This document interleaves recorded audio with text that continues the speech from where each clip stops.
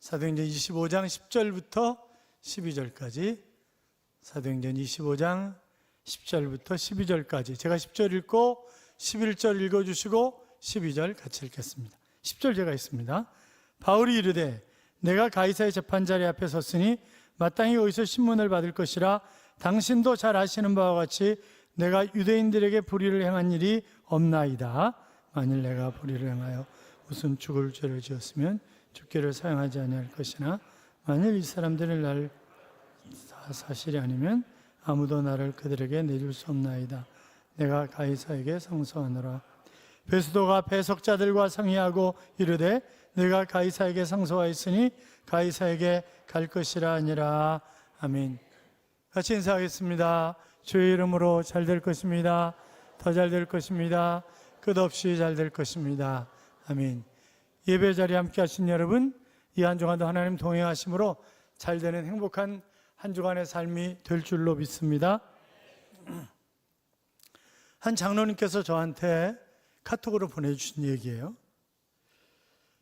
명의로 소문나 있는 한 분을 어느 회사에서 초청을 해서 강연을 부탁을 드렸습니다. 그런데 이분이 뭐 명의니까 무슨 강의하겠어요? 건강에 대한 강의를 하는 거지. 열심히 건강에 대한 강의를 하시다가 충중들에게 질문을 합니다. 이거 먹으면 오래 삽니다. 이게 뭘까요? 그렇게 물었어요. 뭐라고 대답하실래요? 어떤 분은 욕입니다. 욕 먹으면 오래 살잖아요. 그렇게 얘기를 하는 거예요. 그러니까 어떤 사람이 연세 드신 분이 아니요, 밥입니다. 밥. 늙으면 밥 힘으로 사는 거예요. 그렇게 얘기를 하는 거죠. 뭐 어떤 분은 뭐 홍삼 뭐 이런저런 얘기를 막 하는 거예요. 그랬더니 이 강사께서 씩 웃으시면서 다 틀렸습니다. 나이입니다. 나이를 많이 먹으면 오래 산 거 아니에요? 그렇잖아요. 사람들은 유쾌하게 웃었지만 그러나 의미 있는 그런 답이었습니다. 그러다가 또 열심히 강의를 하시다가 또 질문을 했어요. 이거 먹으면 죽습니다. 이게 뭘까요? 그렇게 물었어요. 대답이 뭘까요? 똑같이 나이였습니다. 나이를 먹으면 오래 살고 또 나이를 먹으면 죽는 거다. 이 먹으면 오래 사는 것과 먹으면 죽는 것에 대한 공통된 대답, 재미있으면서도 무엇인가 우리의 머릿속에 잔잔한 감동을 주는 그런 이야기 아니겠습니까? 이 두 가지 질문은 어떤 사람은 나이를 먹으면 죽어간다고 생각하는 사람이 있고, 어떤 사람은 나이를 먹으면서 잘 살아갈 수 있다 그렇게 생각하는 사람들이 있습니다. 여러분, 우리가 같은 것 보면서 다른 생각하잖아요. 그 생각에 따라 우리의 인생의 결과도 완전히 다르다 그렇게 얘기할 수 있는데, 다 마찬가지죠. 여러 가지가 오해하지 마시고. 요새 이제 우리 계속 매주 결혼을 했잖아요. 매주 결혼식이 있었는데, 그런데 요새 젊은 친구들은 뭐 아이디어가 번쩍하니까 아주 재미있게 합니다. 그래서 어제 준성이하고 신이도 진짜 재미있게 결혼식을 했어요. 춤을 추고 뭐 신부가 신랑을 해서 노래 불러주고 뭐 하여튼 무지하게 재밌었어요. 그런데 제가 가만히 생각을 해봤어요. 이게 과연, 그러니까 저도 바쁘고 애들도 바쁘고 부모도 바쁘고, 부모도 힘들죠. 왜냐면 애들이 요새 지멋대로지 부모 말 잘 안 들어요. 그러니까 뭐 부모는 예배 드리자, 애들은요 일평생 한 번 있는 결혼식인데 우리 멋대로 하게 해달라고 이제 그러는 것 아니겠어요? 신랑 부모님은 그래도 좀 괜찮아. 신부 부모님은 어떻게 해요? 신랑 사돈 될 사람한테 통사정을 해가지고 다른 건 다 양보할 테니까 우리 목사님이 주례를 볼 수 있도록 그렇게 해달라, 이런 분들이 굉장히 많아요. 그래서 우리가 이렇게 하자고요. 그냥 자유롭게 하자고요. 애들에게 그냥 애들 편리한 대로 맡겨요. 그냥 어차피 말 안 듣는 건데 뭐 그냥 맡기자고요. 그냥 신경 쓰지 말고. 저도 힘들어요. 왜냐면 요새 근래 저한테 와서 그 신랑 신부들 애들이 뭐라고 얘기를 하냐면, 목사님 5분만 해주세요 이렇게 얘기하는 거예요. 5분만 해달라는 거예요. 그럼 찬송 한 곡 부르고 설교해야 되고 서약식 해야 되고 성원 선포해야 되고 또 축도해야 되고 기도해야 되고, 이게 안 되는 거죠. 이게 5분에 안 되는 거예요. 그러니까 결혼식장이 대개 1시간에서 1시간 반 텀이에요. 어제 같은 경우는 그래도 1시간 반 텀이었거든요. 그런데 결혼식이 50분 걸렸어요. 그러니까 뭐 뒤에서 막 뭐라 그러냐면 예식장에 있는 사람들이 밥을 2시 반까지 다 먹어야 된다고. 그러니까 우리 그런 거 들은 적이 없다. 이러고 신랑 신부하고 신경이를 벌이는 거예요, 이게. 그러니까 야, 이건 안 되겠다. 그러니까 편하게 그냥 가자. 그냥 애들이 하고 싶은 대로 그냥 놔주고, 그 다음에 제가 주례를 할 때는 처음부터 끝까지 저 혼자 다 하고 그냥 예배로, 온전히 예배로 드리는 것만 제가 주례를 하는 게 맞겠다. 제가 그 전에 중계동에 있을 때 그 오정희 권사님도 그렇고 몇 분이 저한테 주례해 달라는 거예요. 이러면서 목사님, 그 사돈될 분이 예수를 믿지 않기 때문에 그냥 주례사만 해주세요, 이렇게 얘기를 하더라고요. 그래서 제가 목사인데 그럴 수는 없습니다. 그러니까 그냥 다른 분 모셔다가 주례를 하세요. 그냥 저 하지 말고. 얼마든지 사람 많은데. 물론 이렇게 생각할 수도 있어요. 아니, 복음을 전할 수 있는 절호의 찬스인데 얼마나 좋으냐, 이렇게 생각할 수도 있지만, 그런데 그게 과연 하나님 기뻐하실까, 이런저런 생각을 많이 하게 돼요. 쟤네들 준영이하고 신이는 믿음도 좋은 애들이에요. 그러니까 오늘 아침 와서 찬양팀 쓰고, 그리고 신혼여행 간다고 기도받고 가고 이제 그랬어요. 근데 이제 이게 또 친구들 관계, 뭐 이런저런 관계들이 너무나 많잖아요. 그러니까 앞으로 결혼은 아들한테 맡긴다. 애들한테 맡기고, 그러니까 그래도 온전히 예배로 드리면 그때는 제가 주례를 하지만 그렇지 않으면 주례하지 않겠다. 그게 맞는 거죠? 그게 맞는 거 아니에요? 앞으로 그렇게 하겠습니다. 아셨죠? 앞으로 그러니까 그렇게 하시고, 이제 2025년 첫 주일이 주어졌는데 어떤 오늘을 선택하느냐에 따라서 우리의 인생의 결과도, 아니 2025년 말이 달라지는 거고, 그리고 우리의 인생도 달라지는 것입니다. 같이 한번 따라해요. 오늘은 내 인생의 가장 젊은 날이다. 맞잖아요. 앞으로 남은 날 중에서 오늘이 제일 젊은 날이지. 그렇잖아요. 웃음이 넘치는 한 주간의 삶이 되시기를 주님의 이름으로 축원합니다. 정신과 전문의사 에릭 린드먼 박사가 그 위기를 당한 사람들을 조사를 했어요. 그래서 뭐 실현당하는 사람, 회사에서 쫓겨난 사람, 사업에 부도난 사람, 뭐 이렇게 저런 아주 하여튼 위기에 처한 사람들을 조사를 했더니 85%가 그 위기 때문에 자기가 정상적인 바른 삶을 살게 되었고, 가정도 회복이 되었고, 그리고 시간과 물질을 전략하게 되었고, 하나님 앞에 나가서 하나님과 바른 관계를 맺고 살아가게 되었고, 어떻든 발전하고 성장했다라고 하는 것이 85%가 나왔습니다. 자, 그러니까 하물며 하나님을 믿는 우리가 믿음으로 그것을 이겨내면 이전과 비교할 수 없는 그런 좋은 삶을 살아갈 수 있는 것이기 때문에 어떤 위기, 역경, 환난, 핍박 이런 것이 온다고 두려워하거나 겁먹지 말자라고 하는 것입니다. 17세기 영국의 신학자인 토마스 아담스는 그대에게 시련이 주어지는 것은 무엇이든지 그대의 유익으로 생각하라 하는 그런 이야기를 했습니다. 그러니까 고통을 주는 것은 나에게 도움을 주는 것이다, 그렇게 생각을 하고 받아들이라고 하는 거죠. 남자들이 나이가 차면 군대에 가서 훈련을 받습니다. 군에서 훈련 중에 가장 심한 훈련이 뭐예요? 유격 훈련입니다. 뭐 지금은 많이 바뀌었겠습니다만, 제가 아까 집사님한테 물어봤는데, 그 이제 우리 첼로 치던 친구가 군악대 갔잖아요. 옛날 군악대는요, 군기가 보통 센 게 아니었습니다. 거의 뭐 살아서 나오는 게 기적이야, 하도 맞고. 그런데 요새는 분위기가 너무 좋다는 거예요. 그러니까 많이 바뀌었죠. 군대가 이제 굉장히 많이 바뀌었는데, 저희도 뭐 늘 그 탱크에다 빠따 담아놓고 항상 안 맞으면 그날 이상한 날이니까 그렇게 맞고 옛날에 다 군대 생활 그렇게 한 거 아니겠어요? 첫 번째 유격훈련 받고 나면 숟가락 들어서 올리기도 힘들다고요. 그 정도. 그러니까 어떻게 보면 국가가 인간 이하에 대접을 하면서 이렇게 혹독하게 훈련시키는 이유가 뭘까? 그것은 적과 싸워서 승리하는 그런 군인을 만들기 위해서 그렇게 하는 거지, 죽으라고 그렇게 하는 건 아니잖아요. 그렇잖아요. 마찬가지로 하나님께서 우리에게 영적 전쟁에서 승리하도록 하시기 위해서 우리를 훈련시키실 때가 많다라고 하는 것을 우리가 기억하자고요.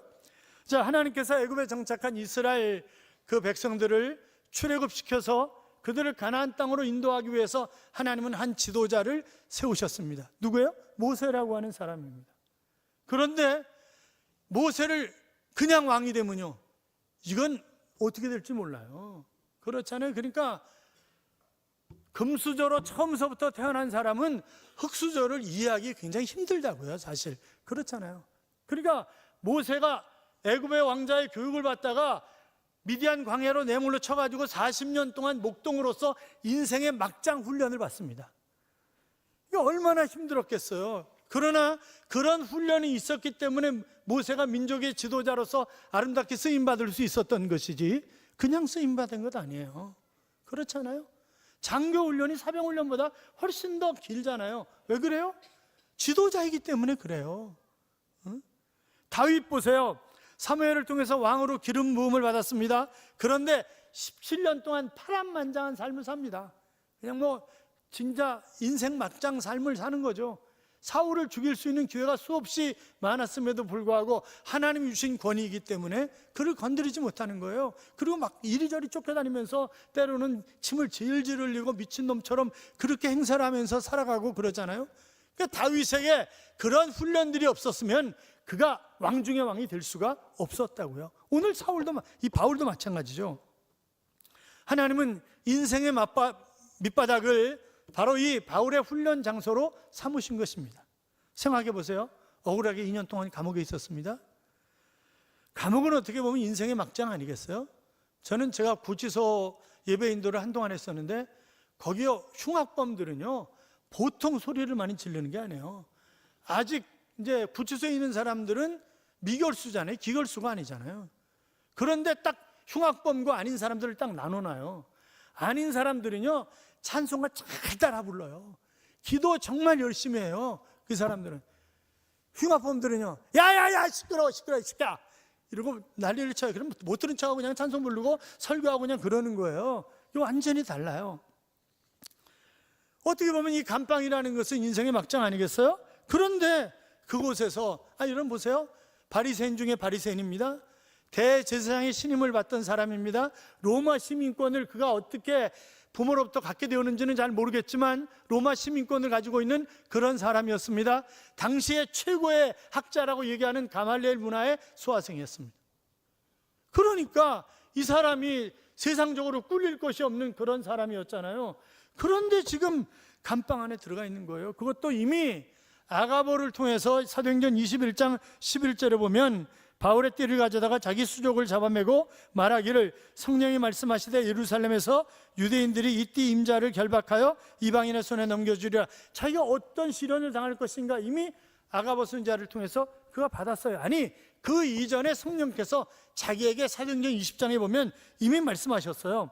오직 성령이 각성해서 내게 증거하여 결박과 환난이 나를 기다린다 하니 그랬습니다.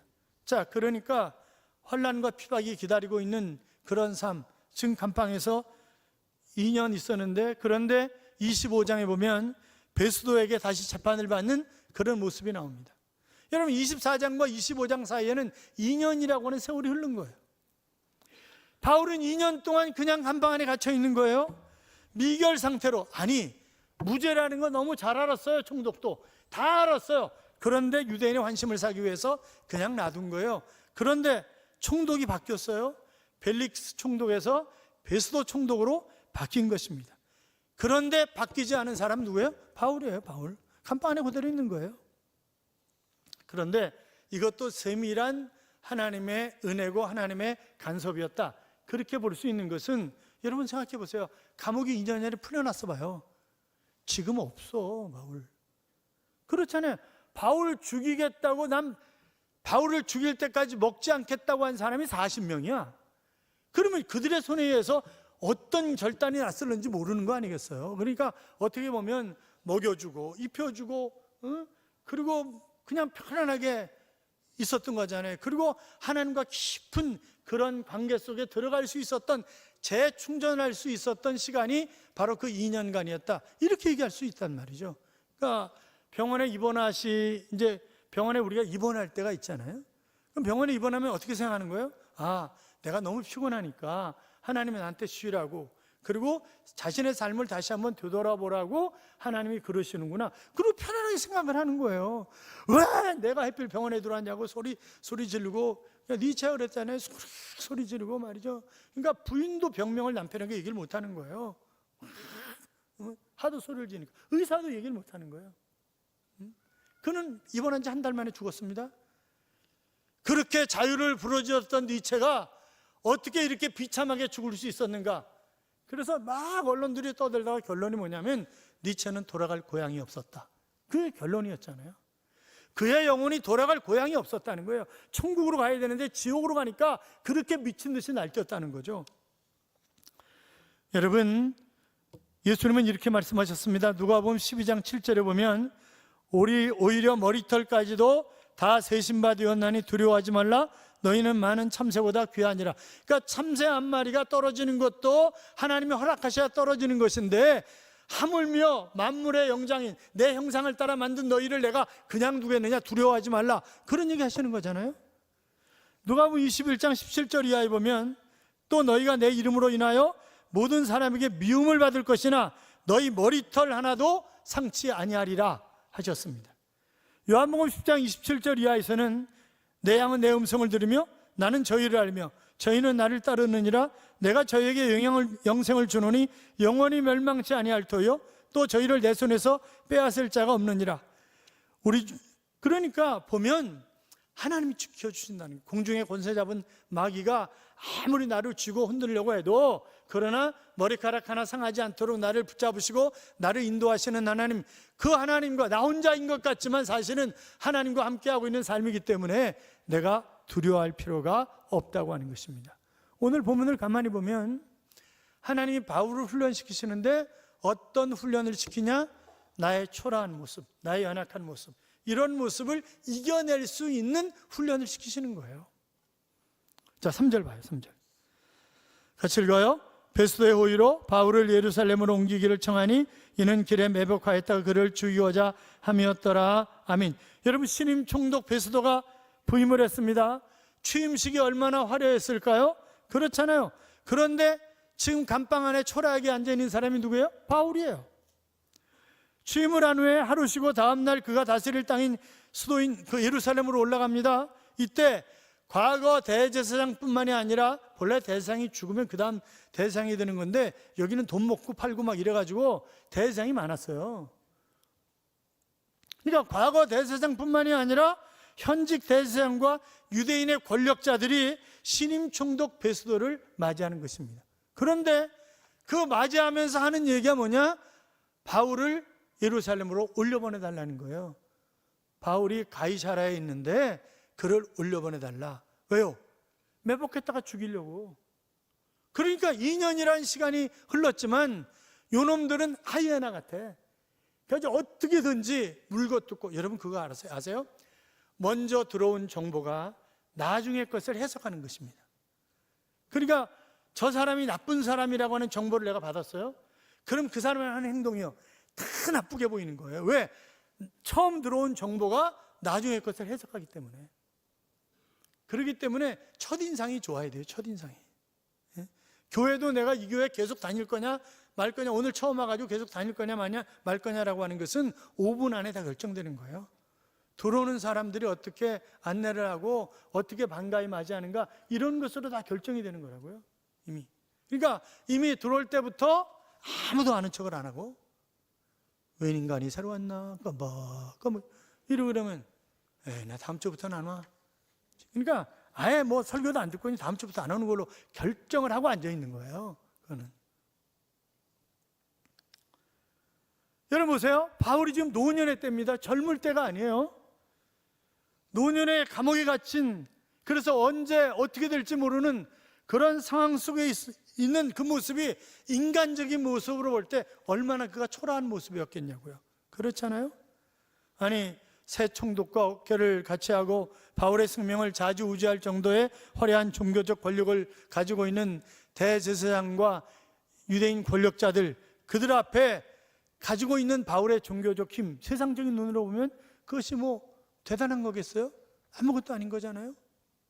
그러나 하나님은 정말 놀라운 역사를, 그러니까 우리가 위기의 순간마다 하나님이 역사하시는 것은 정말 대단한 것입니다. 그래서 우리는 때로는 사명을 이루기 위해서 인생의 막장에서 초라함을 극복하는 그런 훈련을 받아야 된다고요. 제가 여러 차례 말씀드렸죠. 제가 군대 갔을 때 재수하고 신학 몇 년 다니다가 군대 5년짜리로 도망가고 그랬는데, 제가 받은 특기가 대한민국 공군에서 처음 나온 특기였어요. 제대가 안 되는 특기. 그런 특기예요. 그리고 그 특기에는 그건 비행장밖에 갈 수 없으니, 공군은요 비행장보다 사이트에 있는 사람이 더 많아요. 각 산 높은 데는 다 있어, 공군들이, 통신병들이. 저까지 6명인가 5명은 전부 다 별둘 별셋 백이야. 저는요 하나님 백이지, 하나님 백. 제가 뭐라 그러면, 야, 내 백이 제일 세잖아, 하나님 백이야. 그러면 아이고, 저 인간은 맨날 하나님 얘기만 한다고.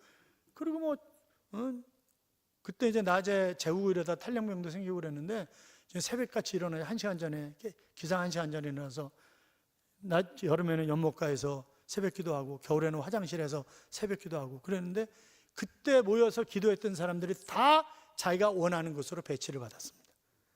세상적인 백은 없지만 하나님의 백이 가장 세니까 다 그렇게 한 거예요. 사랑하는 여러분, 하나님께서는 모세를 훈련시켰다고 말씀드렸죠. 목동이 되어보아야, 여러분 이스라엘 백성들이 주로 뭐예요? 목축업 하잖아요. 그런데 목동의 삶을 왕자가 어떻게 이해를 할 수 있겠어요? 이해가 안 되는 거지. 그러니까 목동의 훈련을 시키는 거예요. 바울이 지금 초라한 환경이지만, 그러나 바울은 내가 초라하다 그렇게 생각하지 않아요. 왜요? 하나님 나와 함께 하시니까 절대 내가 초라하다고 생각하지 않는 것입니다. 그래서 그는 이렇게 얘기를 하죠. 내가 복음을 부끄러워하지 아니하노니 이 복음은 모든 믿는 자에게 구원을 주시는 하나님의 능력이 됨이라 그랬습니다. 그러니까 복음을 부끄러워하지 않는 거예요. 디모데후서 1장 8절을 보시면, 그러므로 내가 우리 주의 증거와 또는 주를 위하여 갇힌 자 된 나를 부끄러워하지 말고 오직 하나님의 능력을 쫓아 복음과 함께 고난을 받으라, 그렇게 말씀하셨습니다. 빌립보 3장 8절에도 보면, 모든 것을 해로 여기면 내 주 그리스도 예수를 아는 지식이 가장 고상함을 인함이라, 내가 그를 위하여 모든 것을 잃어버리고 배설물로 여기면 그리스도를 얻고자 함이니. 그러니까 그는 세상 명예, 그 모든 것들을 다, 지식 다 똥으로 여긴 거예요. 똥으로. 배설물로 여겼다 그랬잖아요. 똥으로. 왜요? 그리스도가 가장 귀하기 때문에. 사랑하는 여러분, 우리의 초라함과 수치, 아니 만왕의 왕이시고 만주이신 주님이 십자가에 달리신 거에 비하면 그걸 우리가 수치라고 얘기할 수 있겠습니까? 그렇잖아요. 사랑하는 여러분, 어떤 경우일지라도 주님과 함께하는 삶이라면 결단코 초라할 수가 없는 것입니다. 뿐만이 아니라 바울이 또 얼마나 억울해요. 자, 6절 봐요. 6절 같이 읽어요. 베스도가 그들 가운데 8일 혹은 10일을 지낸 후 가이사라로 내려가서 이튿날 재판 자리에 앉고 바울을 데려오라 명하니. 자, 총독 베스도가 가이사라에 가서 다시 재판을 하는 거예요. 그러니까 공식적인 재판만 3번째입니다. 얼마나 억울하겠어요? 그렇잖아요. 죄가 있어서 재판받는 것 아니잖아요. 마녀 사냥과 같은 것입니다.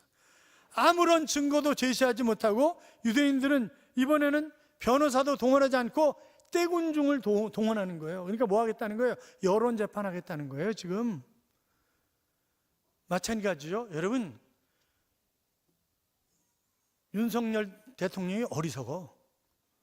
그 사람은요, 처음부터 우리가 대통령 좋아서 뽑은 건 아니잖아.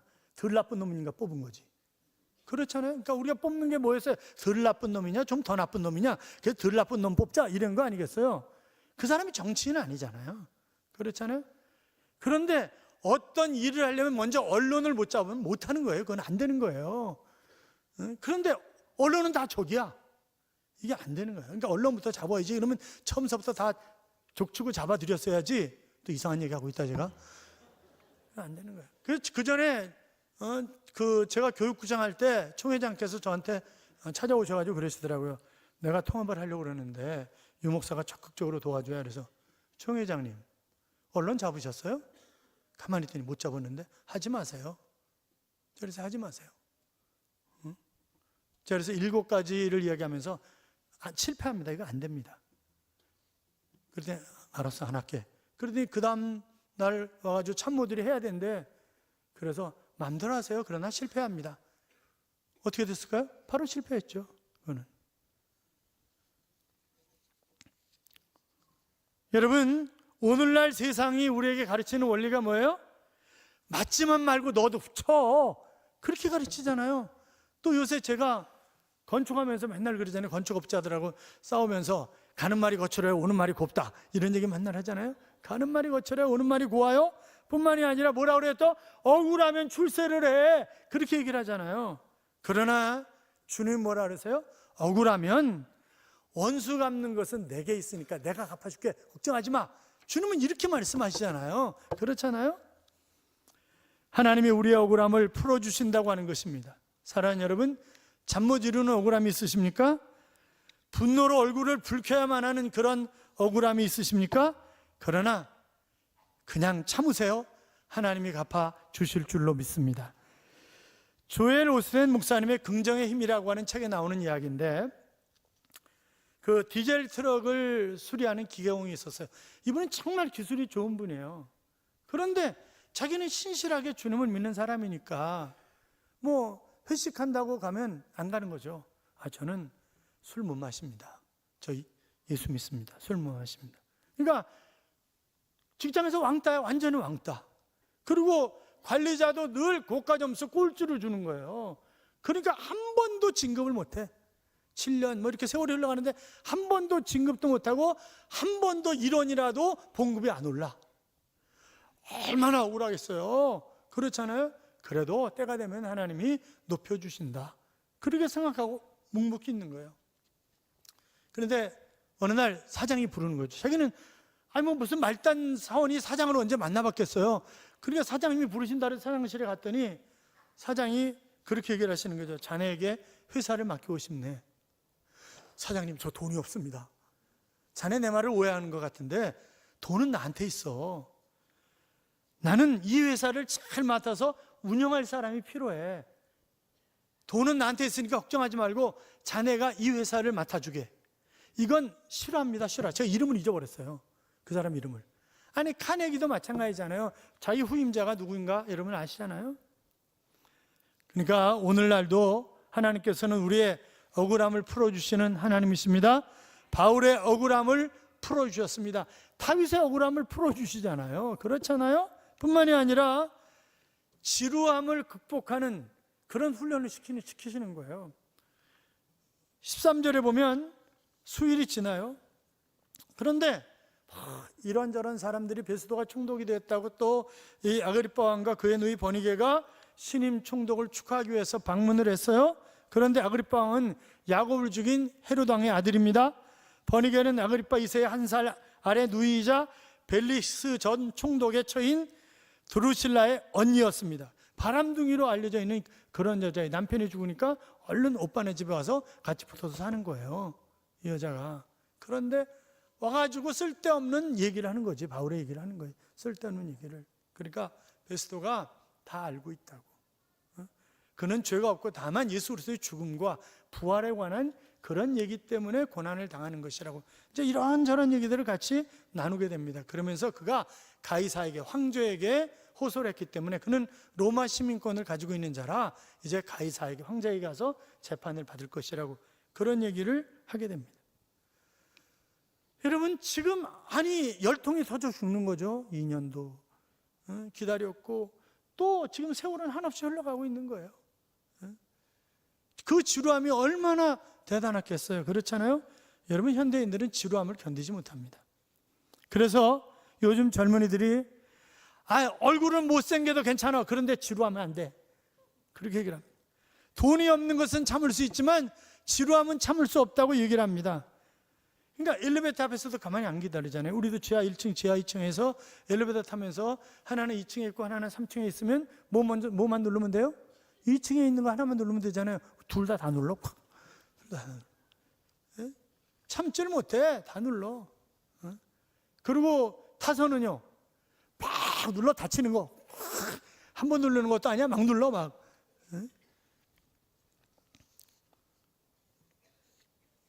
노년의 감옥에 바울이 2년 이상 있으면서 바울 곁에 있었던 사람들은 다 곁을 떠나갑니다. 언제 어떻게 될지 모르는 그런 상황이잖아요. 그때 바울이 이런 고백을 합니다. 그의 말년에 쓴 디모데후서 4장 17절에 보면 주께서 내 곁에 서서 나를 강건케 하심은 나로 말미암아 전도의 말씀이 온전히 전파되어 이방인으로 듣게 하려 하심이니 내가 사자의 입에서 건지웠느니라 그랬습니다. 다 떠난다 할지라도 주님은 안 떠나시는 줄로 믿습니다. 여러분, 사랑하면 지루함이 없어요. 내가 정말 저 사람을 사랑하는데 만나기만 하면 지루해? 그런 건 없어요. 그렇잖아요. 시간 가는지 모르지. 그러니까 시간 가는지 모르고 그냥 정신없이 그러다가 결혼하는 거 아니에요? 그렇잖아요.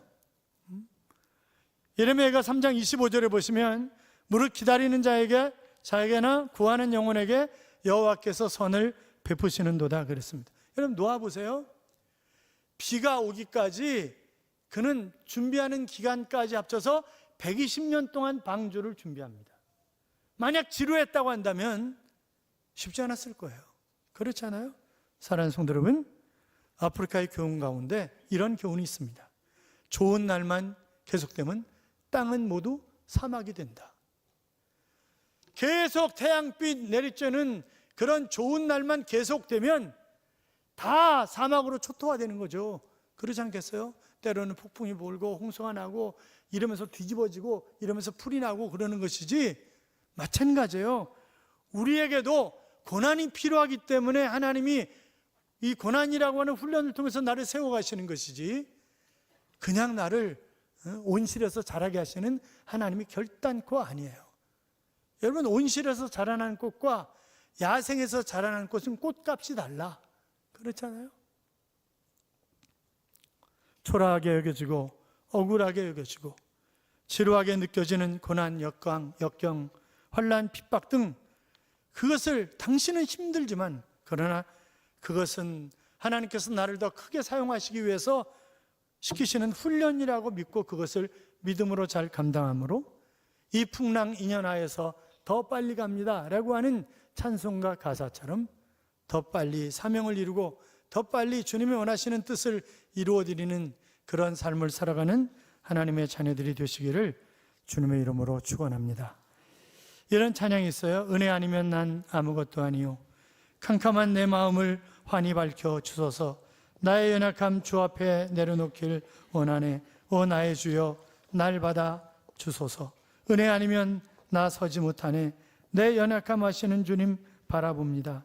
은혜 아니면 나 아무것도 아닌 것을 난 확실히 아네. 주님의 큰 사랑 나 어찌 갚으리까 라고 하는 그런 찬송인데, 여러분, 그렇습니다.